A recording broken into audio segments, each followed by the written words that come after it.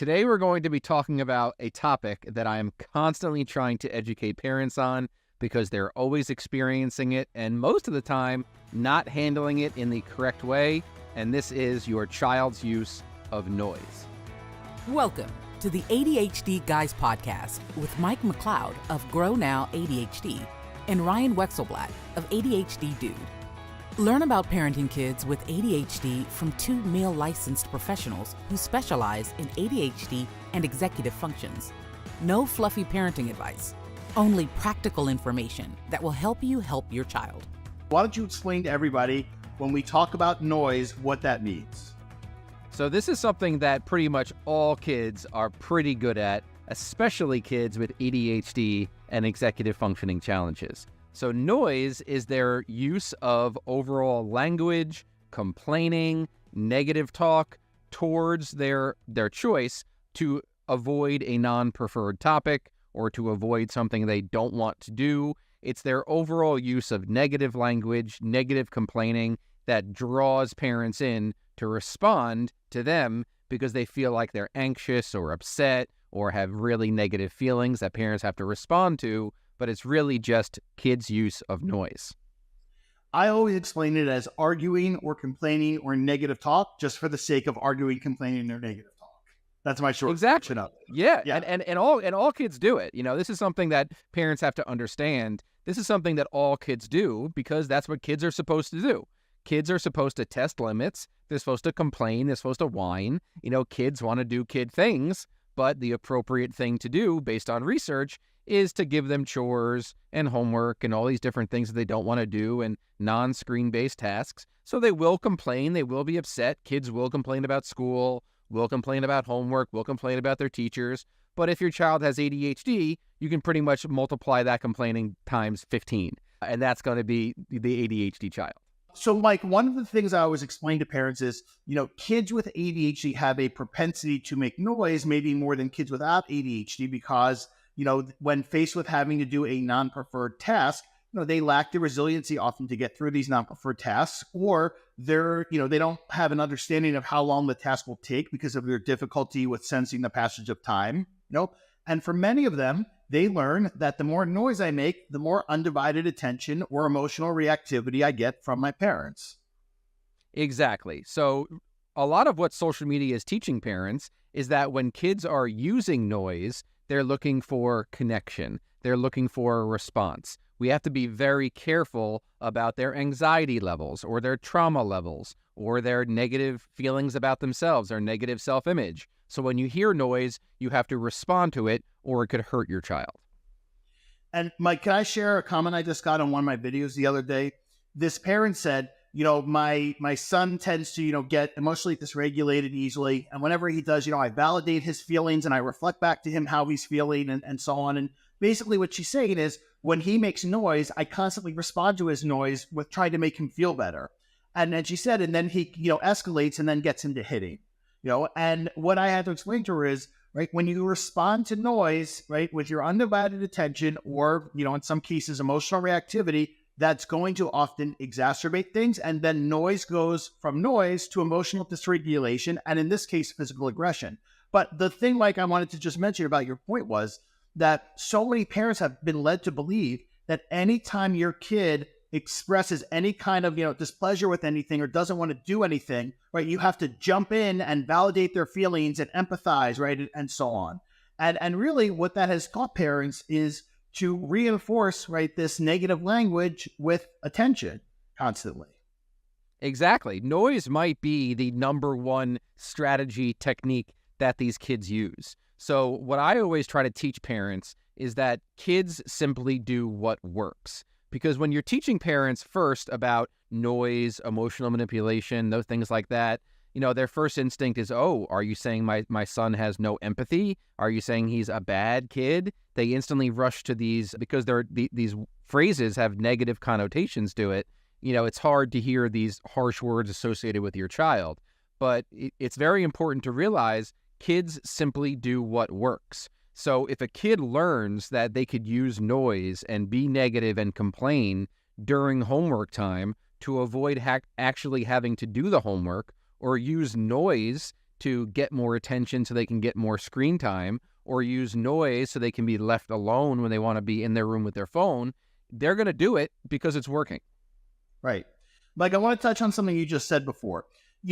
In cognitive behavior therapy, we have this term called irrational thoughts. So irrational thoughts are thoughts that have no basis in evidence. So often parents will say, when I explain to parents and when I teach in, my scaffolding better behavior program is, you do not give attention and emotional reactivity to negative behaviors, including noise. And parents often will sometimes object and say, well, I don't want him not to feel heard, or she'll think I'm ignoring her, or things like that. And really what those are irrational thoughts. And I think what the problem is that those are normal for parents to have those thoughts, right? They're fears that somehow they'll feel like they'll be neglecting or ignoring their child if they don't respond to noise. But I think what's complicated this, Mike, is, as we both know, there's a lot of social media influencers out there and even some professionals who are telling parents, yes, take everything your child says completely seriously, right? And respond to every single thing they say, over-validate them, over-empathize with them, over-talk everything. And there's just there's no research to show that that's helpful. Exactly. I saw a really interesting quote, and this was about all kids in general, that I think 85% of kids quit their sport on the ride home from practice, which is probably when they're, so, and that's just all kids. So they're probably in the car with their parent and they're complaining of everyone's better than me, I'm not having fun, those sorts of things. And the parents are feeding into the negativity. They're responding to it. And a lot of these boys with ADHD, mostly boys, they do a pretty good job at figuring out how to pull out those heartstrings and get some negative attention seeking, some sympathy seeking, to be able to pull themselves out of things that are out of their comfort zone. So when parents are signing them up for sports, activities, clubs, whatever it may be, to ensure the child is having varied experiences, which is one of the most important things for parents of kids with ADHD to do, is get your kid in varied experiences. You have to be able to persevere through the noise, because it's pretty inevitable at some point they're going to complain about it. Mike, one of the things, I don't know if I ever told you this, but in my school year programs and in my camp, one of the things I send out to parents initially is, I say, for some of you, expect that your son is going to have a negative reaction, right, to the program. And here's what he's going to say. He's going to come home and complain and say, those kids are weird. They're not like me. It was boring. I say, and you have to understand that for kids with ADHD, who, as you and I both know, don't like coming out of their comfort zone, when they are pushed to come out of their comfort zone and in a new experience, they're going to make noise. And often that noise is going to be about, this is boring, those kids aren't like me, and so on. And that's not a problem. The problem is, as I mentioned, when parents take everything they say so literally, and that's why I say to parents, if they make noise and complain, I said, don't worry about it. It will go away.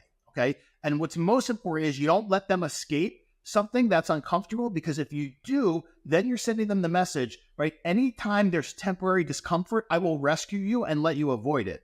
And what we know is you don't develop resiliency and you don't learn how to persevere through temporary discomfort by avoiding things. In fact, that makes things worse. Exactly. And the biggest thing that I can compare this to is when a parent signs their child up for our Grow Now coaching services. Then after the first session, they'll complain and say, this is stupid. I don't want to do this. Why am I doing this sort of thing? And the parents will cancel and pull them out. And it's an unbelievably high percentage that a couple of weeks later, a couple of months later, they end up reaching back out and saying, we're in the same hole. We still need help. It was the parent validating that child's feelings and falling for their noise. The child realized, oh, here's this added person that's now going to increase accountability on me, be on my parent's side, and being in a 1 hour session with this person is keeping me away from my screens. And this also reminds me of pretty much all the time when I'm on the call for intake calls with parents, one of their number one concerns is, how am I going to tell my child about this? What language should I use to tell my child that I'm signing them up for these services? And because deep down, they're scared of their child's reactions and they know their kid's going to complain. So they want to know what to say because they're so scared their kid's going to be upset. Like, the other thing I was just thinking, it was a few years ago, I wanted to go back to my camp thing for a minute. One of the parents reached out to me after like the second day of camp and they said, our son did exactly what you said he was going to do. He came home after the first day and said, I'm not like these kids. I don't like them. They're nerds, whatever. And then by the second day, when he, made connections with kids, which typically is what happens with camp, it takes 2 days, then he was completely fine. And I said to them, I really appreciate you saying this, and I appreciate you not responding to his noise, because I can't tell you, to your point, how often this happens, that as soon as kids make a little noise, right, or express that they don't want to do something, then the parent goes into this, rescue mode of thinking, I have to rescue him, right? As if temporary discomfort is somehow going to be traumatizing. And I think, Mike, that's one of the things that really concerns me the most right now, is how many parents have been led to believe that, number one, temporary discomfort equals trauma, and number two, their child is going to be damaged by, having coaching or, coming to one of my programs or, your camp or whatever it is, It's really unfortunate that we've gotten to this point because, as usual, we can blame social media for everything, but, that parents are they've been misled, by information that contradicts all the research data on this. So this worry that noise is going to, not responding to noise is going to lead to trauma, we're seeing now in parenting circles, this really being taken to the extreme. In how many cases has noise about school and all of the non-preferred tasks associated with school led to increased school refusal? That's one of the things that really concern me about today's generation and today's generation of parents and the mindset they have. Think of all the kids now that aren't even going to school. They're sitting home all day in front of screens watching Minecraft videos because parents responded to their complaining about school.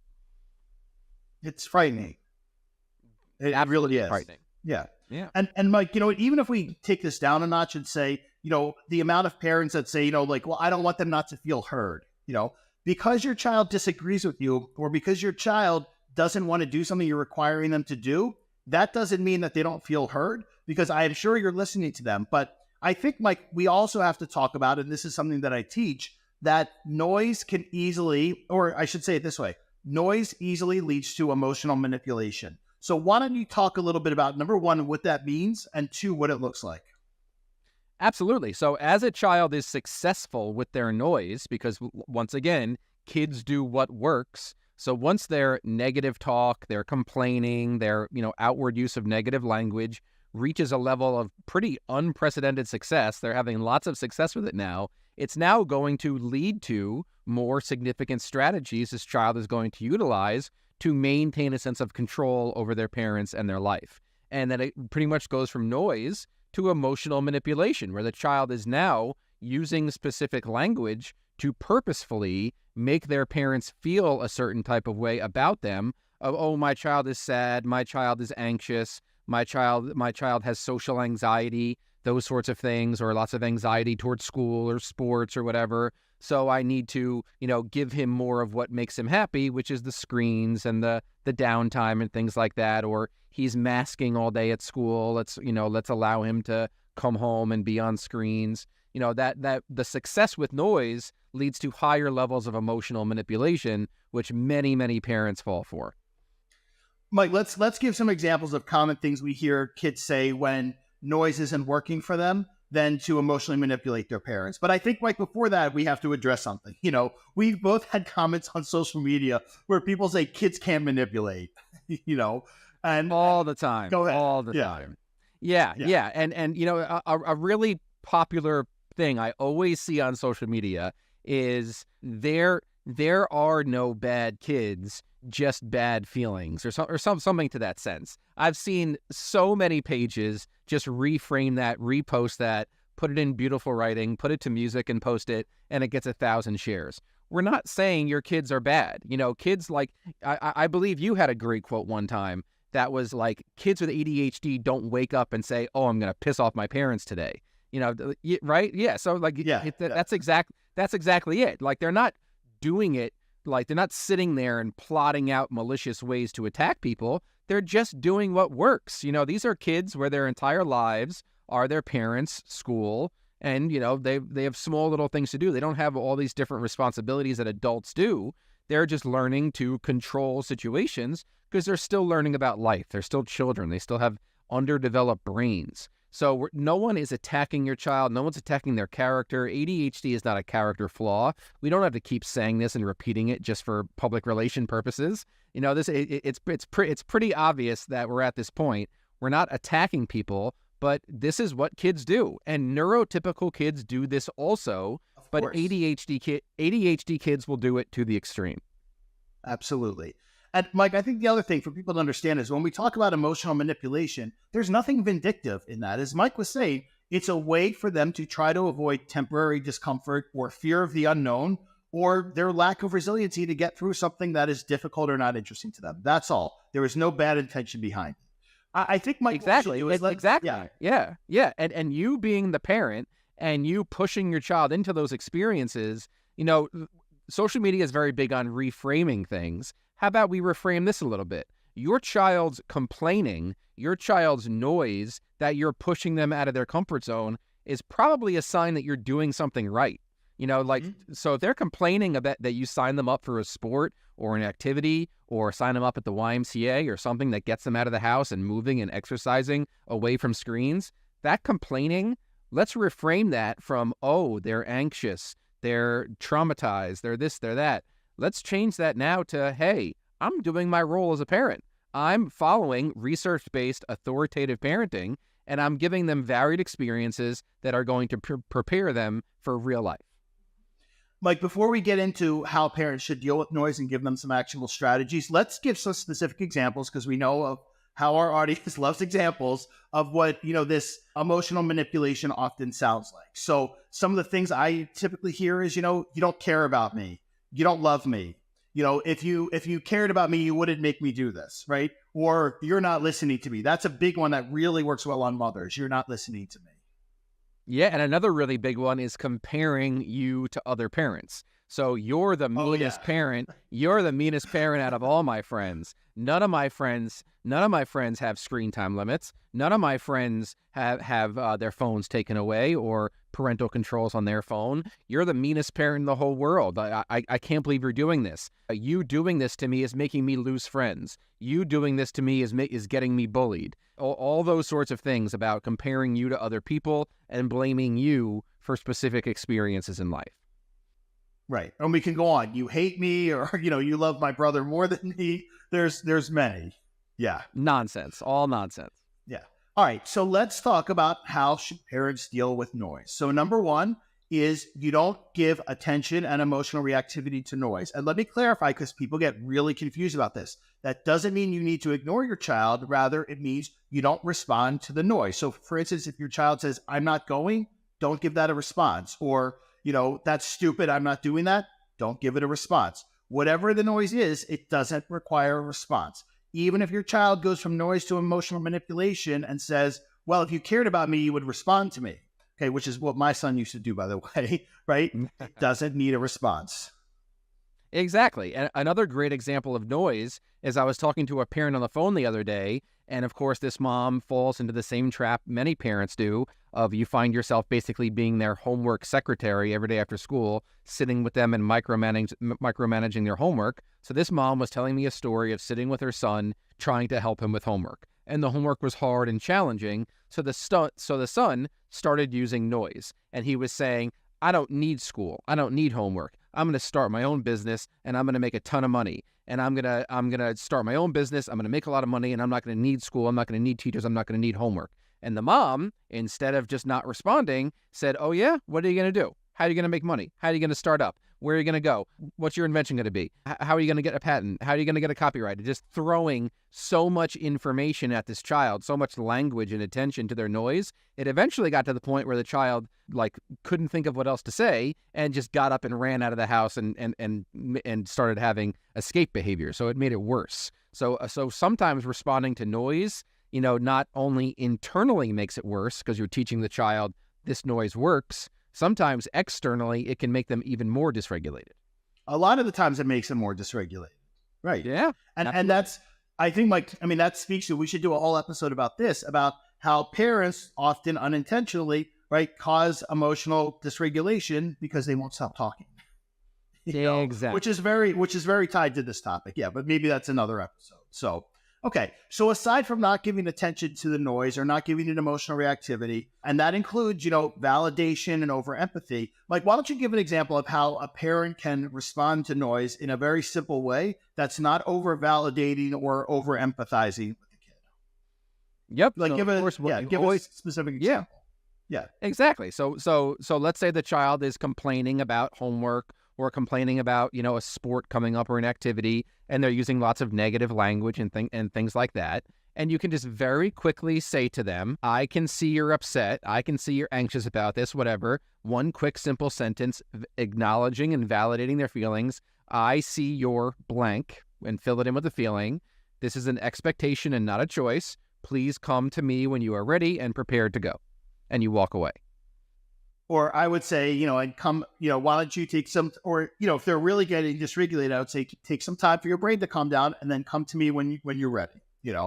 Mike, one of the things to your point there, which I liked is, it kind of feeds into my saying, 80% less words, that when you want to validate how your child's feeling or acknowledge what they're saying, say it with 80% less words than you mean to.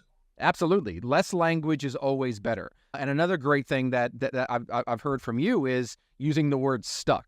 So you can say, I can see your brain is stuck right now. I can see your brain coach is stuck right now. Why don't you take some time to relax and get unstuck and then come to me when you're ready. So when your child is calm and regulated and you teaching them about what ready versus not ready is like can really help you in these dysregulation moments. So you can let the child know, I can only engage with you when you're ready, when you're calm. When you are dysregulated, you're upset, you have very big emotions. It's not helpful for me to talk to you and provide language to you. I can acknowledge your feelings and tell you how you're feeling, but that's not a time for me to give you advice and have a deep conversation with you. You have to come to me when you're ready and ready to have a back and forth conversation. And let's clarify, Mike, that is not a discussion to happen when your child's already escalated or frustrated. Correct. That's a conversation to have outside of these moments, because if you have that conversation when they're already escalated or frustrated, that will escalate them even more. So these kind of conversations that Mike just described happen outside of that time frame. Oh, also, Mr. Mike, by the way, it's Brain Voice in 2024, not Brain Coach.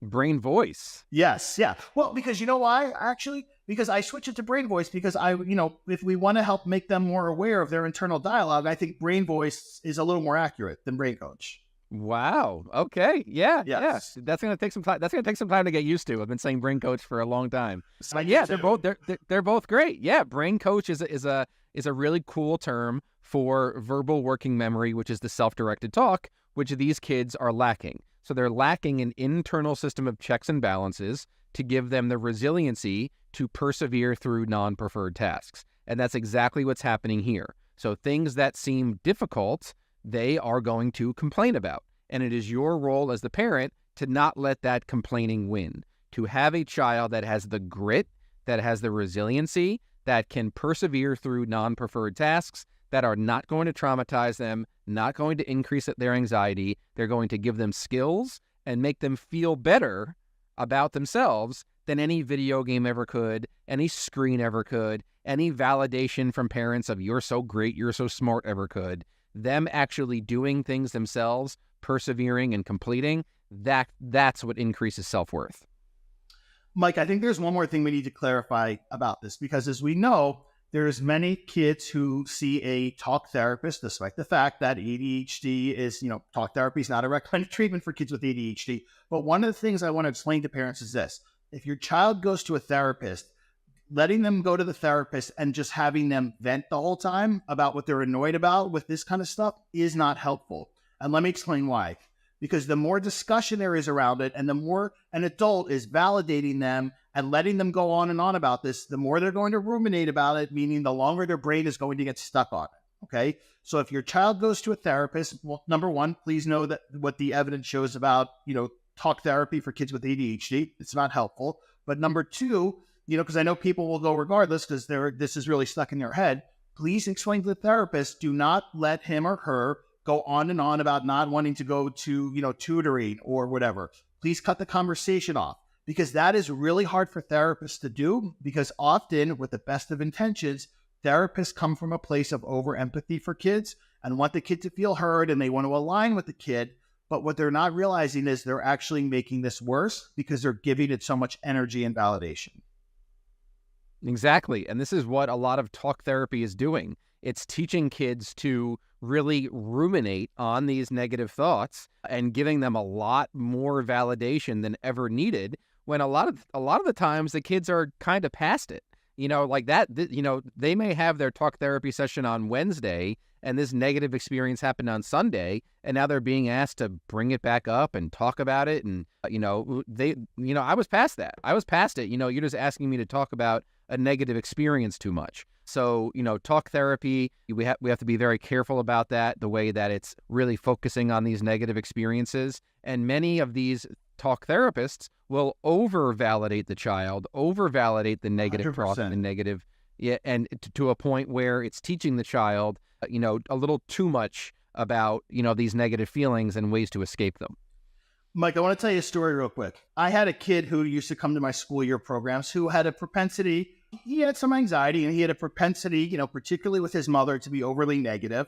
And she was extremely reactive to any discomfort he had, right? Anytime he would express anxiety, anytime he would express that he didn't want to do something, super reactive. So one of the things was he went to a therapist at an ADHD clinic at a major children's hospital you might be familiar with. Why this major children's hospital has therapy for kids with ADHD is beyond me, okay? But my point is, he would go to this therapist, and I said to the mother, I explained to her, the American Academy of Pediatrics treatment recommendations, and I said, what is the therapist working on with him exactly? I thought maybe they're doing executive functioning, maybe something useful. And she said, well, it's really just a place for him to vent. And I said, how is it helpful to drive an hour into this major city, right? So he can spend an hour venting to a therapist, right? About things he's annoyed he has to do. I said, we know he has a propensity to get stuck on things, right? We know he has a propensity to focus on the negatives. And we know that, you tend to be highly reactive to this. So by giving it even more validation and letting him go somewhere and spend an hour just venting to somebody, how is that helpful in any way to him? And she said, I don't know. Exactly. And I've been reading a lot about, how kids will always learn more from watching us than they do from listening to our lectures. So we are, as adults, are always modeling to kids. And what we're basically talking about here is we're talking about a group of adults who have become 100% reactive and 0% proactive. So when kids learn to just react to every negative feeling, react and escape, and all of this negativity is not just persevering through a hard task, it's now anxiety and trauma and, demand avoidance, whatever it may be. All of these things that are just blowing it up and over pathologizing it to, we're reacting it instead of being proactive. And that should be every parent's goal for their child, is to give them a set of skills to be proactive enough to persevere through anything. Kids are anti-fragile, right? Kids can persevere through way more than we ever give them credit for. And we have to teach kids to be proactive. And hey, I'm having a negative feeling. I'm feeling uncomfortable. I'm feeling anxious. All of these things. Okay, what's in my toolkit to persevere through this task instead of going with my initial instinct to escape or complain? Mike, I just have to say, because you brought this up, the thing that I think bothers me the most right now in my field, the mental health field, and I think to an extent in the speech language pathology field, but maybe not to as much, is the amount I'm hearing about therapists teaching kids fragility rather than helping them to develop resiliency. It's really disturbing. It's incredibly disturbing, and this is a major trend. And even Jonathan Haidt talks about it in his new book about kids, talking about how kids are anti-fragile. And the more that we look at these kids as fragile, and the smallest little experience outside of their comfort zone is going to send them to therapy for years, is going to send them to anti-anxiety medication, is going to send them to homeschool and, school refusal, whatever it may be. Or I can't sign them up for activities. They're going to get anxious from it. That's keeping them from life experiences that will benefit them. And just so everyone knows, if you didn't get this yet, that the way kids learn to overcome anxiety is through realizing anxiety is a temporary feeling, just like all feelings are temporary, and that anxiety goes up and then it goes down. when you are allowed to avoid anxiety, that makes anxiety worse because you never realize you possess the ability to get through it. Exactly. And one of the best ways to decrease anxiety is to improve executive functioning, period. Because executive functioning is your self-regulation of emotions. So you want to decrease anxiety, you want to increase executive functions. The best way to increase executive functions is through varied experiences. It is the kids that wake up, go to school, come home, stay home, or don't even go to school at all that are the most anxious. Kids learn to lose anxiety when they are thrust into new experiences, learn to persevere without constant adult helicoptering and adult assistance. They're sign up for a sport and they go and do it, and they initiate, persist, and complete. That's what builds self-worth, gaining real skills and doing things on your own. Mike, for a final thought, the one thing that I want to mention is this, and then I want to hear yours, is one of the things I've also seen is when kids make a lot of noise, sometimes very anxious parents will stay where the kid is. So for instance, let's say they're, joining a new soccer team and they like soccer, but they're anxious about it and they're making noise and saying, I don't want to go. Those kids are not going to be as good as me. Well, sometimes what I'll see an anxious parent do is stay there. And then by even just staying there and observing the kid, then the kid starts feeding into that and manipulating them, right? Manipulating the parent because they know there's a point where my parent is going to turn and say, okay, you don't have to do this again. So one of the things I tell people is if your child has a propensity to make noise when they're at a new activity, you staying there is the least helpful thing that you could do because it's just going to exacerbate things.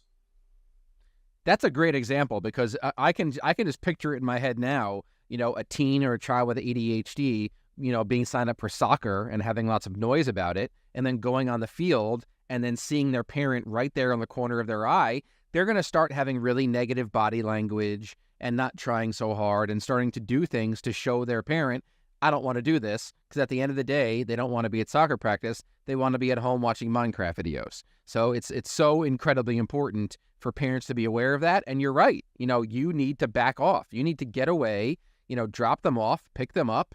And when they get back, have conversation. And when they get back in the car, don't jump right into how was practice? What happened? How did you do? All of these things that instantly pull, you're basically giving them a microphone to express more noise. And when they get in the car after school, don't jump directly into how was school today? Who did you sit with? Who did you talk to? How did school make you feel? Give them space to sit and relax where they're not just instantly assuming you're going to run through a giant list of questions about how everything went. Mike, I have a term for that. I call it fishy for the negatives. That's exactly it. Yeah, I describe it as you're basically giving them the stage, you're giving them the microphone where they're just running the show. You're basically asking for them to emotionally manipulate you. And make noise. You're just giving them the microphone and saying, here's my emotional, well-being. It's now in your control.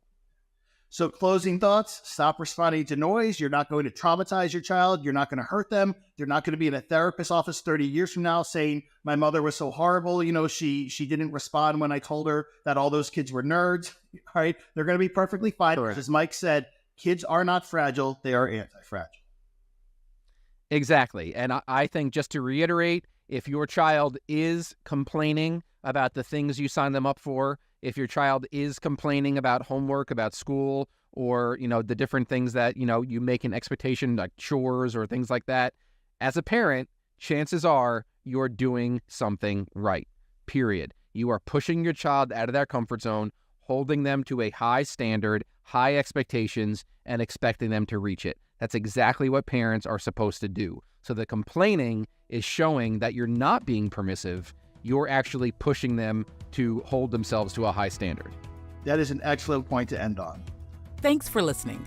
To learn more about Mike's practice, Grow Now ADHD, please visit his website at grownowadhd.com. To learn about the services Ryan provides, please visit adhddude.com.